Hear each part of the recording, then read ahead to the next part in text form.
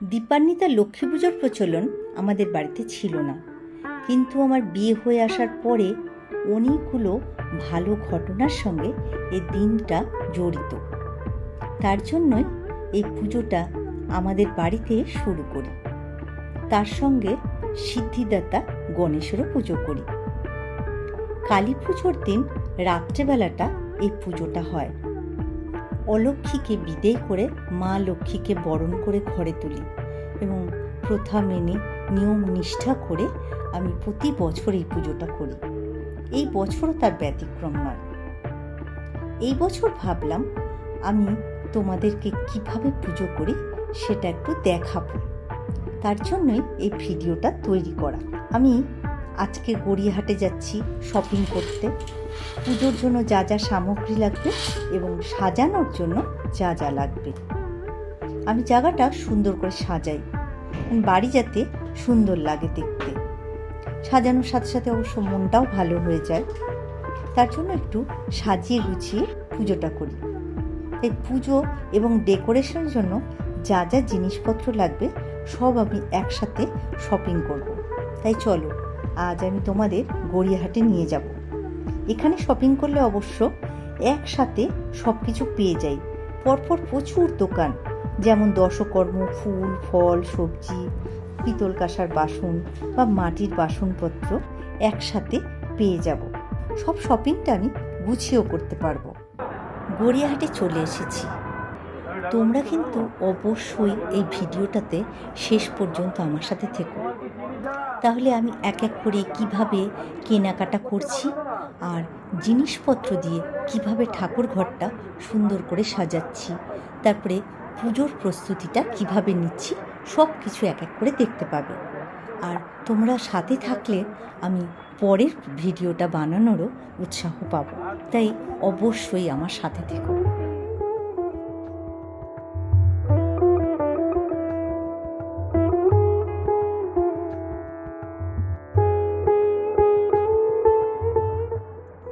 দেখেছ পরপর কত দশকর্মর দোকান আর কত কাঁসা পেতলের দোকান। এখান থেকে তোমরা পুজোর সব রকম সামগ্রী পেয়ে যাবে। তিল, ভর্তুকি, ধান, ঠাকুরের চুপড়ি, লক্ষ্মীর ঘট, সব কিছু তোমরা এখান থেকে পাবে। আর কাঁসা পেতলের দোকান থেকে তোমরা বাসনপত্র যেমন কিনতে পারবে, এখান থেকে তোমরা পেতলের মূর্তিও কিনতে পারবে। লক্ষ্মীর মূর্তি পাবে, তাছাড়া গণেশ বা অন্যান্য ঠাকুরের মূর্তিও তোমরা এখান থেকে কিনতে পারো।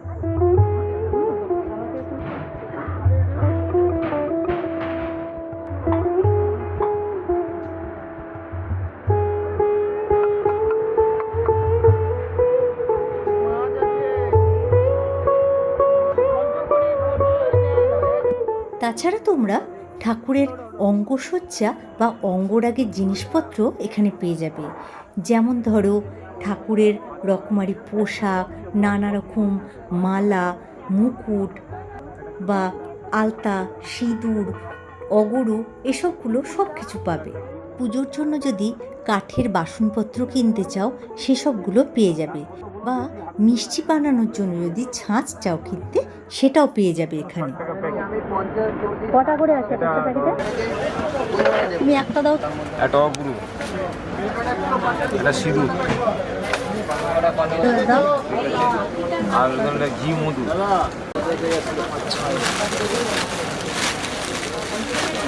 ঠিক আছে। হ্যাঁ, দশকর্ম জিনিসপত্র আমার কেনা হয়ে গেছে। চলো অন্যান্য সব মার্কেটিং করি। এবার ফল আর মুয়া, নাড়ু, মুরগি এসব আস্তে আস্তে আমি কিনে নেব। কত ফ্রেশ ফল দেখো! এখান থেকে তুমি চাইলে সব রকম ফল পেয়ে যাবে। 40 টাকা।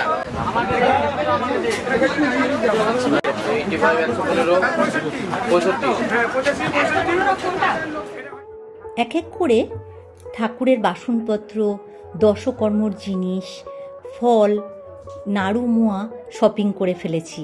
এবার আমি একটা মাটির বাসনের দোকানে এসেছি। এখানে মাটির ঠাকুরও পাবে, বা যে কোনো ধরনের প্রদীপ হোক বা যা কিছু হোক তোমরা এখানে পেয়ে যাবে।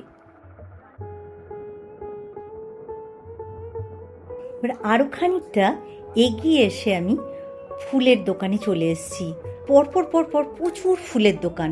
এখান থেকে তোমরা রকমারি ফুল পেয়ে যাবে। যে কোনো অনুষ্ঠানে, বিয়ে থেকে পুজো, যে কোনো ধরনের ফুল তোমরা এখানে পেয়ে যাবে। সারি সারি কত দেখো ডেকোরেশনের সব জিনিসপত্র। এখান থেকে আমি সব কিছু নিয়ে যাই, যেগুলো পুজোর ঘর সাজানো বা বাড়ির আনাচে কানাচে সাজানোর জন্য সব রকম জিনিসপত্র তোমরা এখানে পেয়ে যাবে। গ্রসারির কিছু জিনিসপত্র বাকি ছিল, সেগুলো নিয়ে নিচ্ছি। আমার শপিং কমপ্লিট। সারাটা দিন খুব ভালো কাটলো। এত কালারফুল বাজারে আসলে এই জন্য খুব ভালো লাগে আমার। এবার ঠাকুরের জায়গাটা আমি সুন্দর করে সাজাবো। তোমাদের একটা DIY দেখাবো, খুব সহজ আর খুব কম সময় লাগে।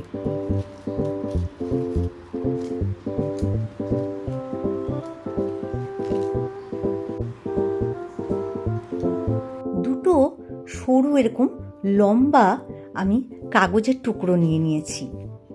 একটার উপর একটা এরকম প্লাস চিহ্নর মতো করে বসিয়েছি। এবার অল্টারনেটিভভাবে কাগজটাকে দেখো, দুদিক থেকে দু রঙের কাগজ আমি আস্তে আস্তে ভাঁজ করছি। ঠিক এইভাবে ভাঁজ করবে, করে শেষের দিকটা আমি আঠা দিয়ে একটু আটকে দিচ্ছি।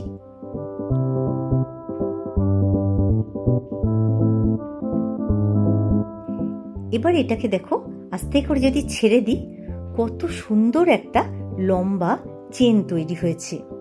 শুধু পুজো না, যে কোনো বাড়িতে অনুষ্ঠান হলে তোমরা এগুলো দিয়ে ডেকোরেশন করতে পারো, ঘরে বাইরে সব জায়গাতে খুব সুন্দর লাগবে। যে কোনো ধরনের টুল বা জলচকি তোমরা এইভাবে ঠাকুরের সামনে বসাতে পারো। তার উপরে একটা সুন্দর আসন পেতে দেবে। এবার এর উপরে আমি লক্ষ্মী গণেশ বসিয়ে দিচ্ছি। ঠাকুরের অঙ্গসজ্জা তোমরা তোমাদের পছন্দ মতো জিনিস দিয়ে করতে পারো। আর ফুলের মালা হোক বা পুঁথির মালা হোক দিয়ে ঠাকুরের গলায় মালা পরাতে পারো। আর আশপাশটা শোলার অনেক ধরনের ফুল পাওয়া যায়, যেগুলো রেডিমেড, সেগুলো দিয়ে, আর এমনি যেসব ফ্রেশ ফুল সেগুলো দিয়েও আমি সুন্দর করে সাজিয়ে নেব। আর ঠাকুরের আসনের 3 দিকটাতে আমি গাঁদা ফুল দিয়ে সুন্দর করে সাজিয়ে দিচ্ছি, মানে আলপনা করব। কারণ এটাতে ঝটপট তোমার ঘরটা সাজানো হয়ে যাবে, বেশি সময়ও লাগবে না। এরকমভাবে প্রথমে আমি গাঁদার মালাটাকে বসিয়ে একটু ফুলের পাপড়ি শেপ দিয়ে দিচ্ছি 3 দিকেই।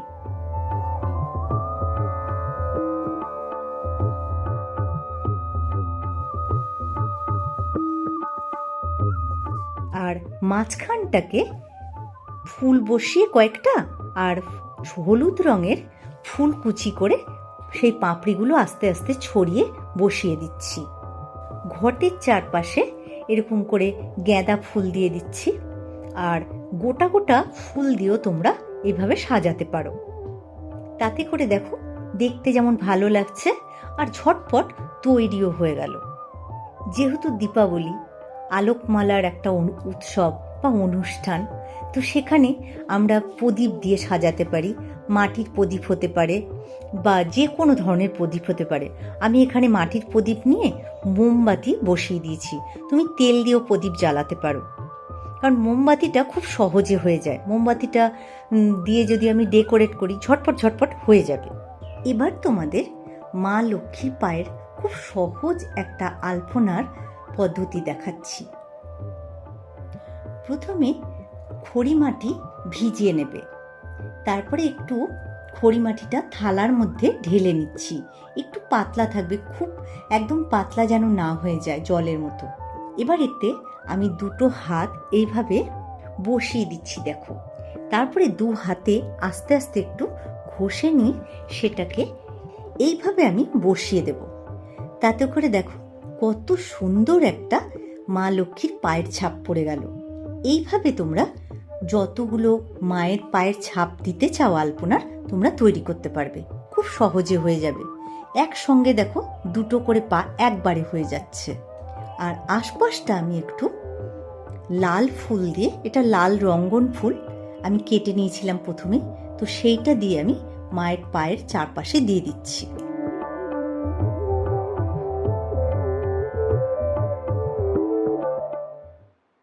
সিঁড়ির রেলিংয়ে আমি এরকম ফুল দিয়ে সাজিয়ে নেব। আর এই যে পাতাগুলো, এগুলো আর্টিফিশিয়াল পাতা, তোমরা যে কোনো জায়গায় এটা খুব সহজে পেয়ে যাবে। তো এইগুলোকে দিয়ে আস্তে আস্তে আমি সাজিয়ে নেব, তাতে করে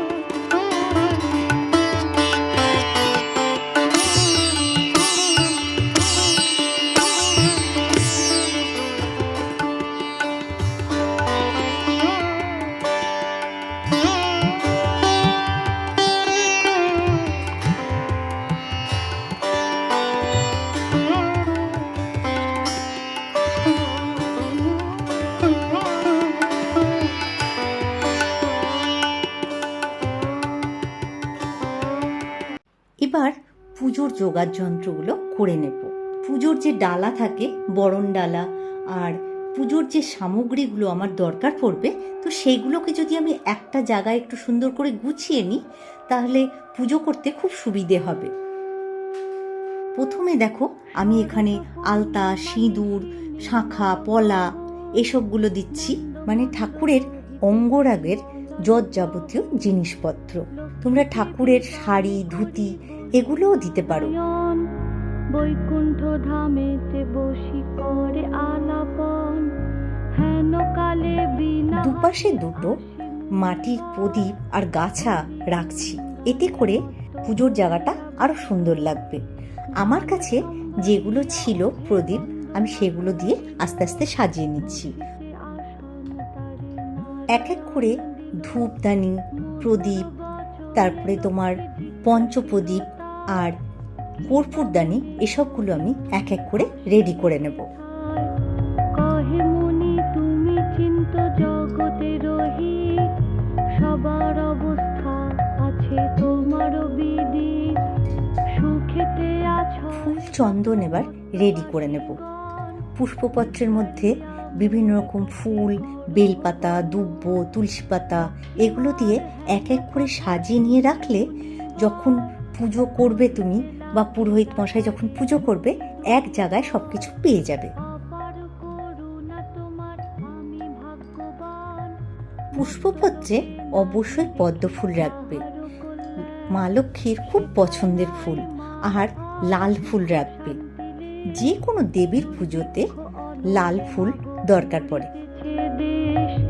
রোগ শোক নানা ব্যাধি কলিতে সবাই ভুগিতেছে, সকলেতে করে হায় হায়। লাল আর সাদা চন্দন আমি বেটে নেব। আত্মহত্যা করে স্ত্রী পুত্র ত্যাজি সবাই যায় দেশান্তরে, স্ত্রী পুরুষ সবে করে ধর্ম পরিহার, সদা চুরি প্রবঞ্চনা মিথ্যা অনাচার।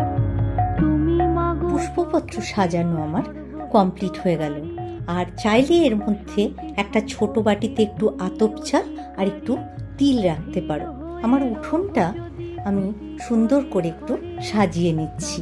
কি জীবের এত দুঃখ হতে পারে, নারদের বাক্য শুনি লক্ষ্মী বিষাদিতা, কহিলেন মুনি প্রতি দোষ দাও বৃথা, নিজ কর্ম ফলে সবে করে দুঃখ ভোগ, অকারণে মোর প্রতি করো অনুযোগ, শুনো হে নারদ বলি যথার্থ তোমায়। ঘটের উপরে যে ডাবটা বসানো থাকে, তার মধ্যে এইভাবে স্বস্তিক চিহ্ন দিয়ে নেবে। নিজ ধর্ম রক্ষা নাহি করে, তবে কি অশান্তি হয় প্রতি ঘরে ঘরে, আর পুজো করার আগে যখন ঘরটা বসাবে তখন পঞ্চগুড়ি দিয়ে দেবে, তারপরে ঘরটা বসাবে আর ঘটের মধ্যে পঞ্চশস্য দিয়ে দেবে। দয়াময়ী তুমি মাগো না করিলে দয়া, মুনির বাক্যে লক্ষ্মীর দয়া উপজিল, মধুর বচনে তারে। ঠাকুরের ভোগ আনবো, তার জন্য ঠাকুর ঘরের আশপাশটা আমি একটু গঙ্গা জল ছিটিয়ে নিচ্ছি। এক এক করে আমি চিড়ে মুড়ির মোয়া, খই, তিলের নাড়ু, নারকোলের নাড়ু, তারপরে হচ্ছে পায়েস, লুচি, সুজি, খিচুড়ি, পাঁচ ভাজা, লাবড়া তরকারি, জলপাইয়ের চাটনি সব দিয়ে আমি সাজিয়ে মায়ের কাছে রাখছি। যুক্ত মনে নারায়ণের বাক্যে লক্ষ্মী অতি হৃষ্টমন। সন্ধে হয়ে এসছে, পুজোয় বসবো, তার আগে সব প্রদীপগুলো আমি এক এক করে জ্বালিয়ে নিচ্ছি।